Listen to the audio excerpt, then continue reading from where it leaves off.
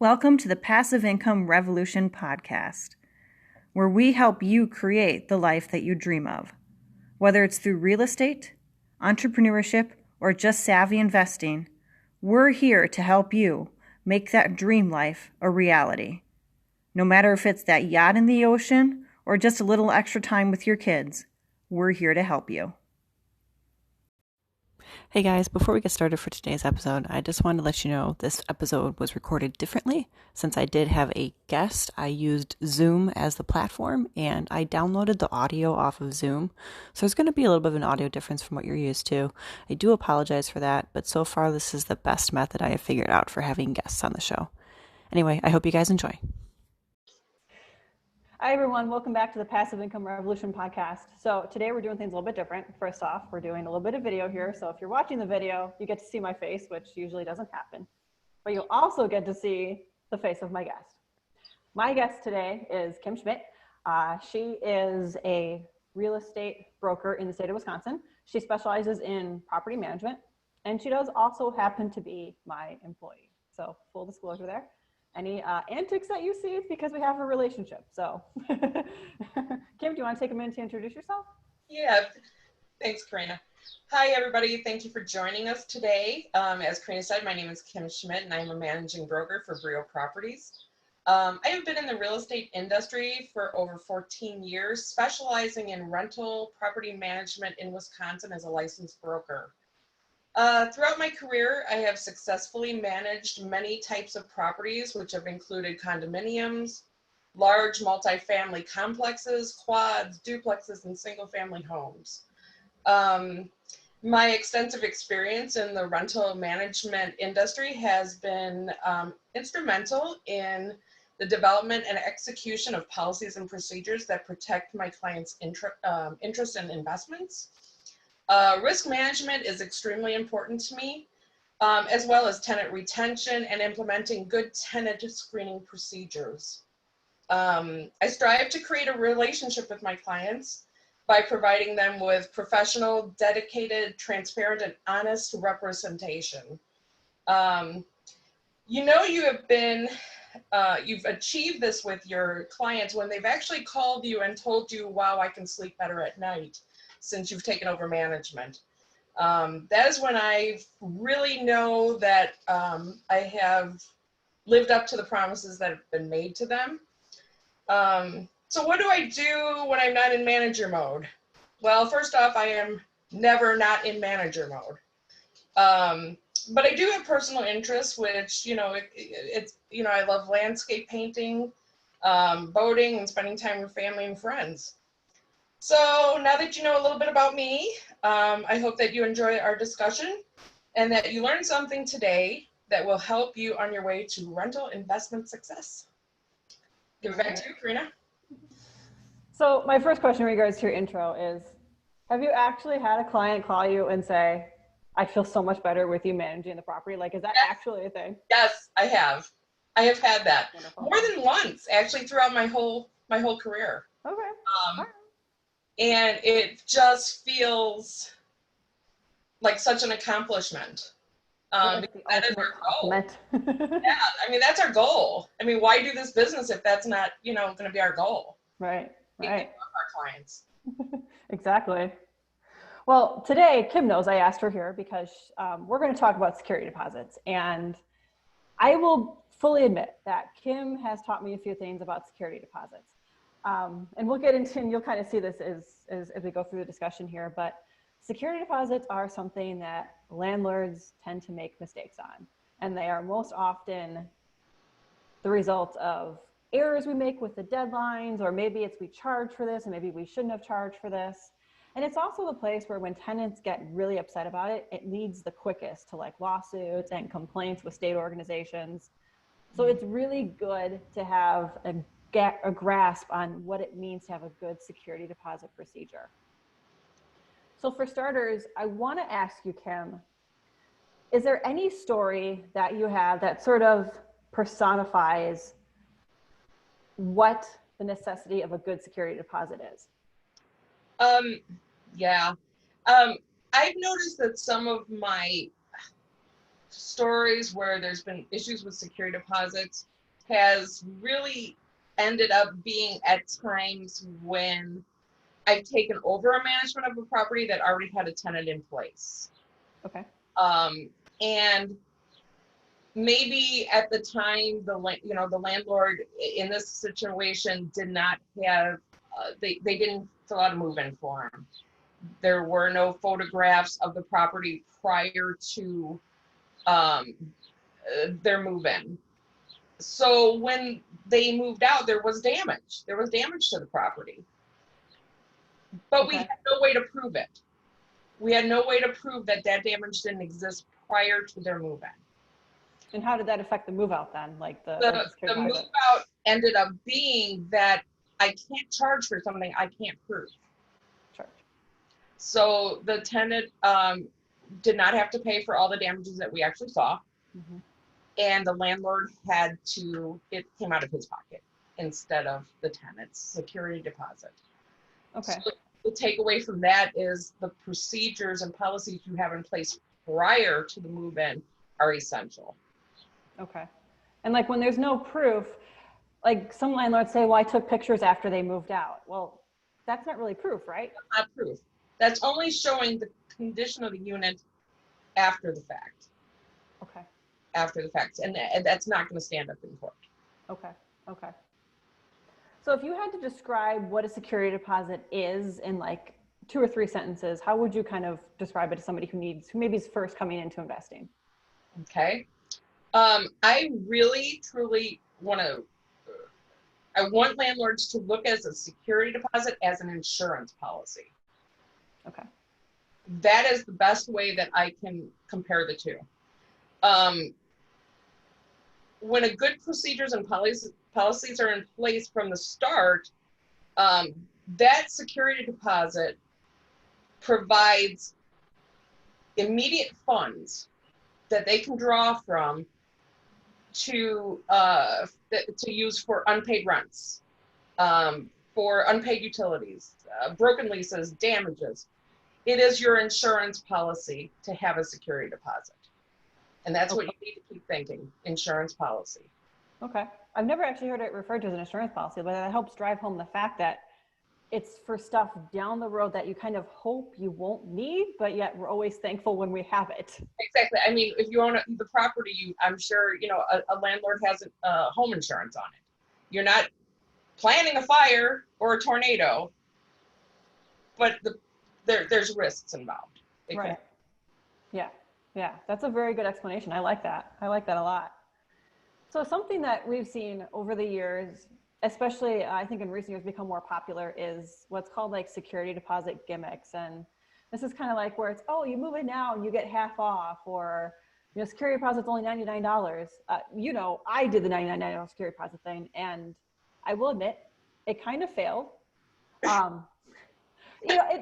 Okay, full disclosure to the listeners about what it actually was. So I did a $99 security deposit, but then the monthly rent was higher than it would have normally been if there hadn't been that $99 security deposit. So in theory, if the tenant had lasted longer, it would have been more beneficial for me. Unfortunately, the tenants weren't lasting that long with it, so it wasn't beneficial. So anyway, what are your feelings on security deposit gimmicks? Like, especially in a market right now when things aren't moving. Yeah, and you know me very well on my stance on security deposits. Yes. Security deposits should never, ever, ever be used as a gimmick. Okay. Again, I mean, if you want to run a special, I mean, clearly, like these days that we're in right now, you might have difficulties getting tenants. Run a special on a rent. A portion off your first or second month's rent. Gift cards. To Lowe's or to a furniture store, and little things, other things that you can do. The security deposit, as I stated before, is your insurance policy. You don't mess with your insurance policy. It is the only immediate financial protection you have in order to cover tenant-caused financial distress after a tenant vacates. Obviously, so long as it falls under the guidelines in which you can deduct from. Okay. Do not compromise your security deposits. I cannot stress that enough. So and if they want to do a gimmick, it should be maybe something with the rent, maybe? Yeah, the rent. I mean, that's fine. It's a one-time little gimmick that you can do. It's not gonna hurt you. It's not gonna hurt you. You can plan for it in your budget. I mean, it can be really planned out so that it's not affecting your monthly mortgage payment or whatever you got going on. A security deposit can definitely affect you. It can affect you later on. So you don't ever want to mess with that. Do your little rent specials. I mean, do half off, do, $100 off, whatever the times that we're in dictate would be your best route to take. But please don't mess with your security deposits. Okay. And what do you kind of recommend as a security deposit? Are we going like standard 1 month's rent? Is that, or should it vary based on like the type of unit it is? I think, the standard way of doing security deposits is typical of the same as your first month's rent. Okay. I mean, that's your typical, that's what you see everywhere. That's what we use a lot. However, the type of property can also dictate what your security deposit is. So a standard, 2-bedroom unit with no amenities like hot tubs or swimming pools or professional landscaping, you would want to probably stick with your same as your rent. If you have hot tubs and pools and saunas and bigger items, things like that, you might want to up your security deposit to cover that type of thing. Okay. Don't go nuts. Don't go crazy, because that will dictate whether or not how fast your unit gets rented. But take it into consideration. It's okay to go a little higher. There is no law in Wisconsin that dictates how much you can charge on security deposit. True. Right. But common sense should dictate. Yes. Yeah. There might be some states where you have laws, but if you don't have laws in the books, it's more just common sense that you're asking people to come up with like $3,000 for security deposit plus the rent. It's likely not to happen. Right. It could, but it's not something you should bank on. Right. Exactly. Well, one of the things that you taught me, and we've had many, many good laughs about this, I think the most misunderstood concept with security deposits is the idea of normal wear and tear. Like when you and I first met, my idea of normal wear and tear was I had to wipe out the cabinet. I'm charging you. And yeah. I know. Yeah. You're like, I'm surprised anybody still moves in here. I remember those days. I was like, and that's just kind of like the way I was taught. So I think we'll delve into normal wear and tear here, because I can't possibly be the only person. Oh, no, you're not. I've seen this lots of times. Oh, okay. We all know that the term normal wear and tear is so open. I mean, it is interpretation to a degree. Wisconsin specifically, I mean, there are things to follow. Normal wear and tear is deterioration that occurs while living at the property. It is not caused by abuse from the tenant or neglect. Neglect. Okay. Some examples of what is normal wear and tear can include appliances that are no longer working, but not due to misuse. Okay. Warped windows or doors due to temperature, age, dirty draperies and blinds. Not really. I mean, those are normal wear and tear. Okay. They are not to be charged for. Okay. Now, if the blinds are broken, you can charge for that. So if the slats are actually broken, correct, missing. Okay. Then you can charge, but you can't charge for dirty blinds. Okay. Burnt out light bulbs, normal wear and tear. Really? Yeah, that is technically normal wear and tear. Okay. Sometimes we do have people, and sometimes it's in leases that you're responsible for replacing light bulbs. Mm-hmm. Okay. And that's fine. We can have that in the lease, and the tenants should do it at that point. But we cannot technically charge off a security deposit for bulbs that Okay. are smudging of fingerprints on light switches, normal wear and tear. So you need to be careful that you understand the concept of abuse and neglect, because that's the key.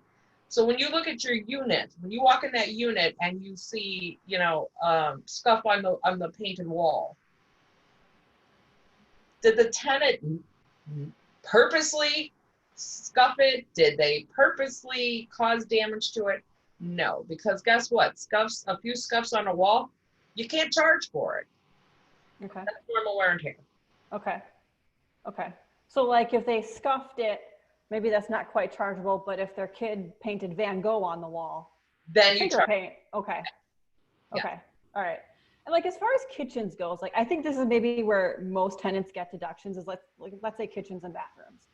Okay. So obviously we're going to have to clean the tub just because we want it sanitized. Right. At what point can we charge for the tub? Okay. When it comes to cleaning, there's guidelines for that as well. Okay. It is assumed, again, we're in gray areas here, but it is assumed that normal wear and tear, that your landlord is responsible to make ready the apartment or unit for the next party. And that is assumed by the state, okay? Yes. That's part of their process of turnover. So as for cleaning, a few of the things, how you determine whether or not a cleaning can be charged is 1, dirt and filth, not dusty, not a little dirty, but Okay. dirt and filth, is a result of the lack of normal cleaning over a period of time. We can see this sometimes in hoarding units where things have not been cleaned for years. Okay. Well, generally we don't see that because we check those things. But say a year and nothing's been done. Nothing. Mm-hmm. That is extensively dirty. That's filth. That can be charged for. You can charge for the cleaning of that. This other thing is the need for extra cleaning kind of comes down to, is this cabinet's like greasy and sticky and just gross. Grime coated bathtubs. I mean, they're not white anymore. They're dark gray and black. Toilets that are crud. Filthy ovens with, an inch of picked on food on the bottom. Stovetops where, you can't even find the burner anymore. Hoods and refrigerators that have, mold and God knows what else growing in them. Mm-hmm. Charge for them. You can charge for those. Okay. It's excessively dirty. It is not normal. Okay. Another thing is flea extermination. If there has been a pet on the property during that tenancy. So if there's been fleas and there's documentation that pet's been in that property during this tenancy, and you can charge for a professional extermination or come in against the security deposit.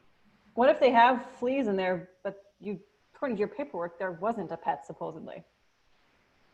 Yeah, it always gets tricky there. Yeah, it does. But that's another gray area. 9 times out of 10, there's some form of documentation that a pet's been kept there. Whether it's a neighbor mentioned it, there's notes in the system. I've yet to find a unit that suddenly there was, we didn't know there was a pet at all there. Okay. You know what I mean? It's just, if you're doing your normal inspections of these units yearly or however what's dictated by the contract with with your client, and you're there for maintenance calls, you're gonna know if there's a pet there or not.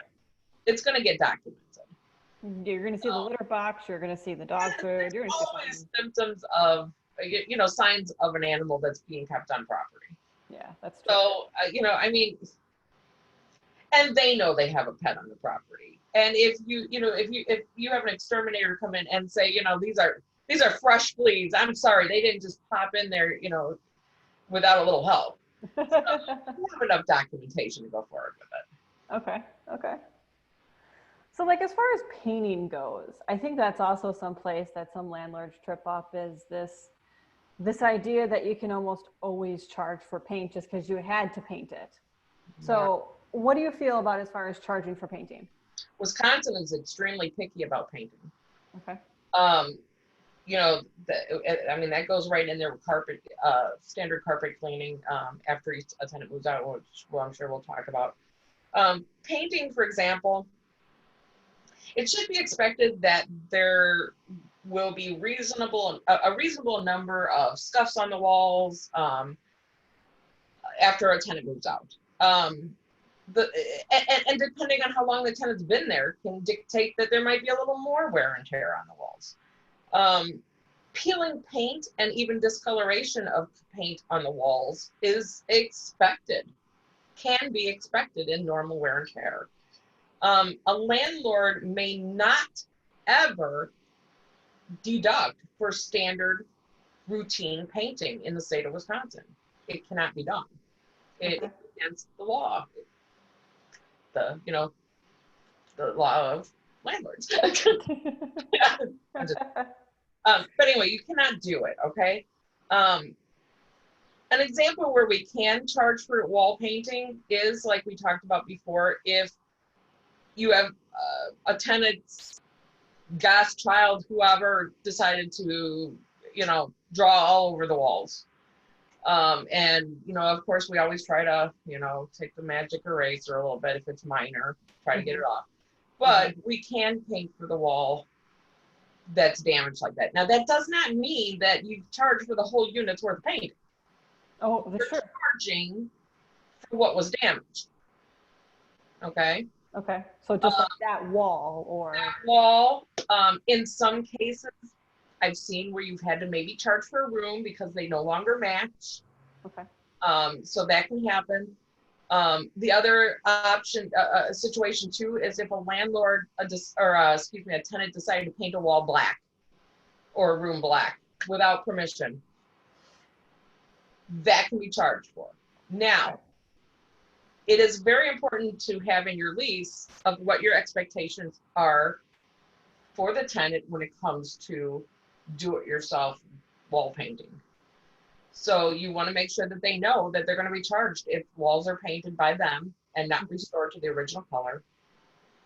And that should be written in the lease as one of the rules, so that they're aware of it ahead of time that they'll be charged.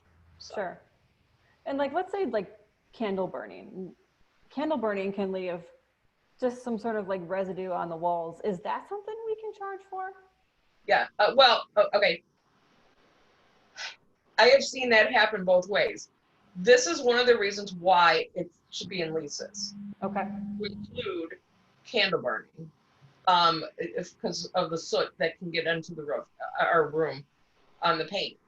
Candle burning, using a hook, I think they're called hookahs.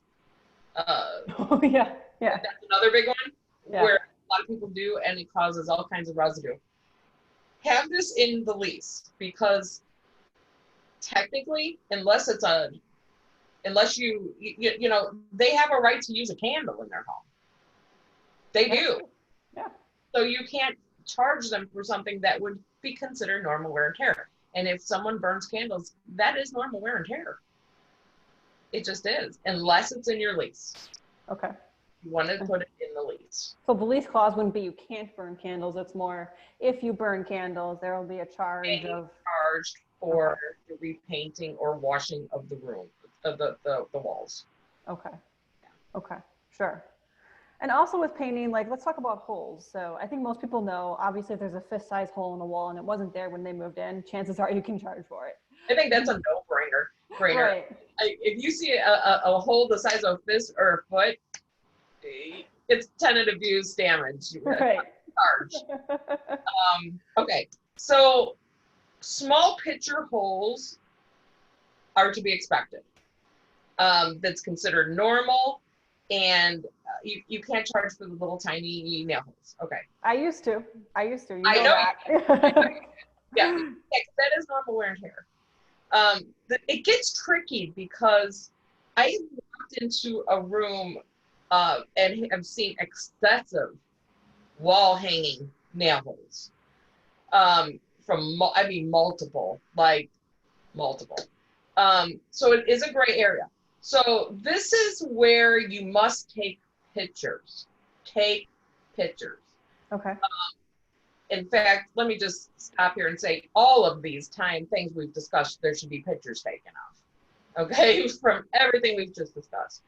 But take pictures. Now, this is, by having pictures, at least you have proof then of how bad it really is. Because, you know, unless the wall looks like a pincushion, the judge will consider it normal wear and tear for those types of holes. Okay. Okay. Now, for larger holes, such as even the mounting of a television, Okay. that is not considered normal wear and tear, because a television can also sit on a table. It can sit on something not causing damage to a wall. Right. Okay, so those you can charge for, and be fine with, and then of course, like we just discussed, anything bigger than that clearly is not normal wear and tear. Sure. So yeah, Right. just take pictures, so you have documentation. And the pictures is of the damage and. Yes, of the damage. Okay. Yeah. So you did mention carpet cleaning, that's actually a good thing to talk about. Here in Wisconsin, it's a little tricky, but what do you feel about carpet cleaning? Like, where is that line between I can charge it and I can't charge it? Yeah, I actually remember when we could charge for routine carpet cleaning in Wisconsin. Oh, okay, yeah, that was a while ago. I want to say it was about 2007, 2008, but don't hold me to that. Yeah. A landlord can only withhold from a tenant security deposit for carpet cleaning where there is unusual damage. Okay. Okay. And it has to be caused by tenant abuse. Okay. Make sure that you do not have in your leases or your standard or non-standard rental provisions that the tenant must pay for carpet cleaning. This is a huge no-no. It's against Wisconsin law. So can you even say, like, you have to have it professionally cleaned by a person of your choice? No. Okay, wow. No. Right. No. You do not want carpet cleaning mentioned in your leases. Okay. You're done with that. Okay. If you, okay, so what can you charge? That's the key here. If you have multiple large stains that are just, I mean, I'm talking a good amount of stains. Especially if they're all in one room, then yes, you can charge for that room or that area to be cleaned. Okay. Also, if you have pet urine saturation. Ew. Okay, because we know what that can do in this. I mean, it gets down into all layers of the carpet. Yes. So that is considered damage. That's not normal wear and tear. Okay. You can charge for that. It is always going to be very gray area about carpet. So take your pictures again, document it really well. Now I know that there may be some questions as to what if you're not sure if you can clean the carpet. Yeah, I was going to ask that. Like, if somebody's, like, a kid spills a gallon of blue raspberry Kool-Aid, it might come out, but it might not, and you might not find out till after the deadline. Yeah, that's true. So when in doubt,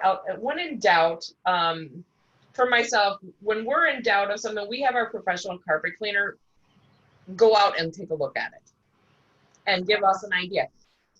Documented by a professional, can it be cleaned or can it not? Okay. And we get that in writing to go into the file. So if it can be, obviously we move forward with having it done and they're charged because that's not normal wear and tear. Okay. But if they say we can't get it out, then we put that into our documentation and keep because now we're moving into a whole nother segment here. Okay. So we can't get it out. The carpet is shot. Mm-hmm. Okay. Now we have to remember and talk about the life of a carpet a little bit here. Okay, in residential, commercial units. The average life of a carpet, depending on the carpet that you buy, of course, and such, is about 8 to 10 years on average. That is what they say.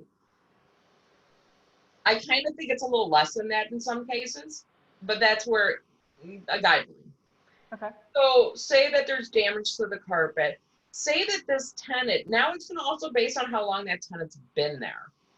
Were they only there a year or 4 years? Okay. Okay. So now when we go into and we have to do a replacement, we're going to not be able to charge a tenant for the whole unit to be replaced. That's not how it works. Okay. And we're not going to be able to charge for the total of the replacement because we have to depreciate how old the other carpet was. Okay. Okay. So say we're going 4 years as a lifespan of a carpet. Say the tenant's been there or did I say 4 years before? Yeah. I'm sorry, I meant 8. Okay. And the tenant's been there 4 years. You can only charge that tenant half of what that carpet's going to run. Okay. Okay. Okay. And the other part of this is, say the carpet was damaged in a bedroom. Say that we're talking, and all the other carpet's fine. Mm-hmm. You cannot charge the tenant for the whole unit replacement. You can only charge for the bedroom. Even if it's not going to match, and It's not gonna match. can't. Okay. Okay. So it's your decision as the landlord. Do I want all my carpet to match? That's fine. Go ahead, replace it all. But if you're going to charge a tenant, you're charging one bedroom. Okay. They didn't damage all this other carpet. Okay. Right. Okay. So basically what you're saying is there's a limit to the lifetime of the carpet, which you can charge for. So if you move a tenant in with carpet that was 8 years old, and maybe they're only there for a year, you still aren't going to be able to charge for it because that carpet's towards the end of its life anyway. Right. And your amounts that you're going to be able to charge are going to keep dropping as the longer the tenants live there and the shorter the time that carpet, if you're in the last year of the carpet lifeline or lifespan, Mm-hmm. and the tenant's only been there a year, again, you're going to have to, I think it's like, I off the top of my head, I can't remember what the math is on it, but there's a math and equation that you have to go by for the depreciation of what you would actually charge them. You're probably only looking at a couple $100 that they have to pay towards it. Okay. So if there's any question as far as if it can be, cleaned or not, first step is to call the professional cleaner out, have them just give you a sneak peek, because then at least you can determine what you got to do with that security deposit and still meet that deadline. Right. Okay. Okay.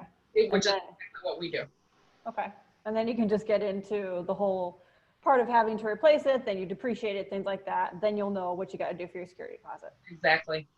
Okay. Okay. That makes sense. That makes sense. So then this kind of bleeds into the last question I have for you. Is it up to the landlord whether or not something is replaced or repaired? Like when we're talking about like light fixtures or like a bathroom vanity, is it up to the landlord to say, I'd rather replace that? Most often I kind of think of as like doors. Okay. I've had an owner before who would rather fill the hole in the door with like wood putty and it's a fist size hole rather than replace it. Mm-hmm. So is that up to the landlord as far as regards to charging the security deposit? Okay. I know I've said gray area multiple times today because everything kind of is a gray area. Ultimately, it is up to the landlord and how to restore, here's the key, restore the unit to the condition it was at the start of the tenant that just moved out's lease. Okay. Okay? The key is to restore it to what they moved in, what it looked like when they moved in. All right? So if that door was already pretty shabby when they moved in, you're not going to be able to charge them for a whole new door. Okay. Okay? But you can charge for, if it's got a hole in it that wasn't there before, again, I hope you took pictures. You can certainly charge them, but not up to perhaps the whole amount of a door if it was already kind of damaged ahead of time. Okay. So it's very important to document their move-ins. With that being said, whatever you charge off of the security deposit should match what you're doing too, to some degree. You know what I mean? Mm-hmm. So say you're doing a patch, you decide to patch it, you're going to charge for a patch. okay, let's say that the door was completely damaged and was beautiful at move-in. Okay. And now you're going to charge for the whole door. That's fine. Deduct the whole door. Just make sure that you're not deducting for the whole door replacement and then decide only to patch it, is what I'm getting. Okay. Do you think it's possible that, like, let's say the door instance, a tenant contested it, what would be the chances, like, there's a brand new door, there's a hole in it, and that landlord chose to replace it? What are the chances the judge is going to come back in court and say, why didn't you just patch the hole? Like, should that even be a thought process? More likely the judge will just pass that one off. Okay. It is more likely. If you get a big hole in the door, it's very unlikely the judge is going to say, well, you should have patched it. Okay. I don't see that happening. But you don't know what judge you're going to get either. So this is just guesswork, what we're doing right now. Just be smart. Take your pictures. Only charge with what you're absolutely doing to the. My biggest thing is don't charge for door replacement and then not replace a door. Right. Oh yeah. No judge will let you do that. That's the big thing. Yeah. Oh yeah. Yeah. I think most times with judges, it's more they kind of give you leeway with what you do with it, as long as your costs are in excess of. Maybe that's kind of a good way to look at it. Exactly. That's the key to it, is making sure that your costs are reasonable and that make sure that everything's itemized when you reconcile your security deposit. Don't just say clean the kitchen, right in there exactly what you cleaned and what the charges were. Yeah, because the vagueness can make tenants upset. Like, what do you mean clean the kitchen? Yeah. Like, I cleaned it myself. I swear I did. Yeah. Yeah. And I'll tell you something else a judge likes to hear too, is that we've tried to, a lot of times a judge likes to hear that we gave the tenant a second chance to go in and take care of something. Okay. So that is something that you'd want to at least offer the tenant too. Say you went there, you did the move out, you see the bathtub's disgusting. You can say, look, if you want to take care of this right now, okay, then it won't go down on the sheet of a charge. And it's something like do it right now. It's not like I'll come back at 5 p.m. It's do it right now. It's do it right now. Because a lot of times when, a lot of inspections take place, usually when the tenant's ready, they're done. They're not coming back. So they might still have their cleaning supplies there, things like that. Or they might send someone out real quick to go get something and bring it back so they can take care of it right away. Okay. But at least you're making the offer. And bottom line is, whether they do it or not, it's on them. How they do it and how, you tell them you got to do it now. If they can't, they can't. Okay. But at least you've made the offer. Okay. You've offered some sort of thing that allowed them to fix it. And you tell the judge, I let them do it right then and there, but they decided not to. Yes. And at that point, they were surrendering the unit to me. I couldn't just do this all, come back later. Right. Okay. Okay. All right. Do you have any other last pieces of advice for security deposits at all? Oh my goodness. There is actually so much about security deposits that you can dig into, but we went over a lot of some of the biggest, big questions today. In Wisconsin, make sure you don't forget your 21 days that you have to get your deposits and your reconciliation out to postmarked to the tenant. I mean, this is critical. This is big. As soon as you have a move out, tick it on your calendar of when you need to do your reconciliation so you don't forget it. I mean, that's a big takeaway from this is don't forget your deadline date. Yeah. It will come back to haunt you really, really bad. Yeah, because that's one of the most common complaints about security deposits with the various states is landlords not following the deadline. Right. So, I mean, the takeaway from this little podcast today is have your security deposit procedures in place before your tenant ever moves in. Make sure that you take move-in pictures and you have that on file so that if there's a question later, you've got some documentation. And watch your dates, watch your time frames. Sure. Excellent. That's all great advice. Thank you so much for taking the opportunity to come on the podcast. I appreciate it. Oh, I like it. Oh, good, good. Hopefully we can have you back another time. This is great. Absolutely. I appreciate it. And I wish everybody great success in all their investments. Oh, that's great. All right, guys, that's what I have for you this week. Feel free to drop me any questions you have in the comments or DM me anything you have. We can certainly circle back. Maybe I'll get Kim's opinion since we've already learned that she's taught me a lot about security deposits. But other than that, I will see you guys next week with another episode. Thank you.